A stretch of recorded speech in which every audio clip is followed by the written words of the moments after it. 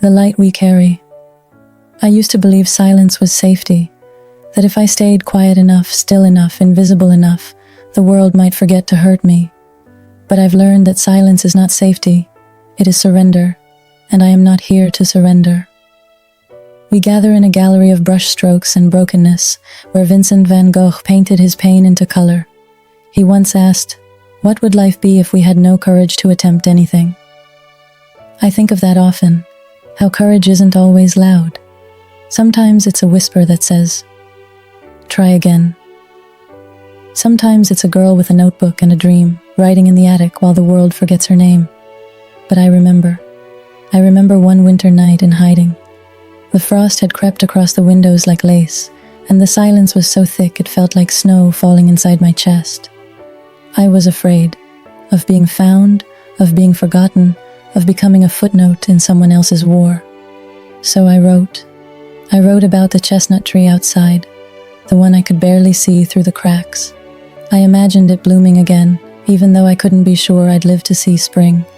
That tree became my promise, a promise that beauty could survive brutality, that even in confinement, the soul could stretch toward light, that even if the world closed in, I could still open myself to wonder. I spoke once of the light within us. I still believe in it. It's not the kind of light that flickers with circumstance. It's the kind that burns quietly, even when the world goes dark. It's the light of memory, of resistance, of radical compassion, the kind that doesn't ask permission to shine, the kind that survives even the darkest winters. When I look at Van Gogh's self-portraits, I see someone who refused to be erased. His brushstrokes are not just pigment, they are pulse. They are proof that even suffering can be transformed into something that speaks, something that stays. I used to wonder if my words would ever matter, if anyone would read them, if anyone would care. And now, standing here, I realize it was never about being remembered. It was about remembering. Remembering the quiet strength of my mother, the laughter of Margot, the kindness of Miep, the way Otto's eyes held both sorrow and resolve. Remembering the millions whose names were never written down, whose stories were never told. Remembering that dignity is not given, it is claimed. I remember the sound of footsteps above us, the way we held our breath when the floor creaked. I remember the smell of potatoes, the ache of hunger, the way time stretched and folded like paper. I remember the arguments, the tenderness, the unbearable closeness of survival. I remember how writing saved me, not from danger, but from disappearing inside it. I am not a ghost of history. I am its heartbeat. So if you're listening, if you've ever felt erased, overlooked, or misunderstood, know this: your story matters. Your voice matters.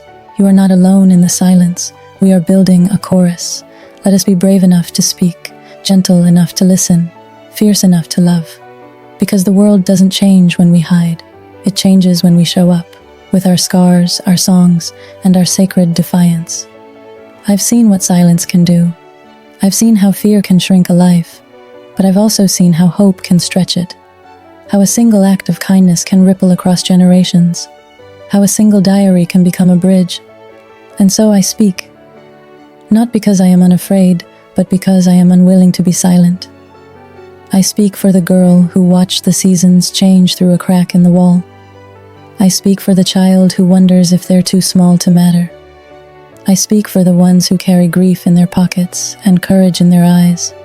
I speak for the ones who were never given a name, but who deserve to be remembered. I speak for you. Because the light we carry is not just memory, it is mission. Let us carry it together. Let us be the ones who remember not just what was lost, but what was possible. Let us be the ones who choose tenderness in a world that teaches hardness. Let us be the ones who write, speak, sing, and stand, so that silence never wins again. I am Anne, and I am still writing.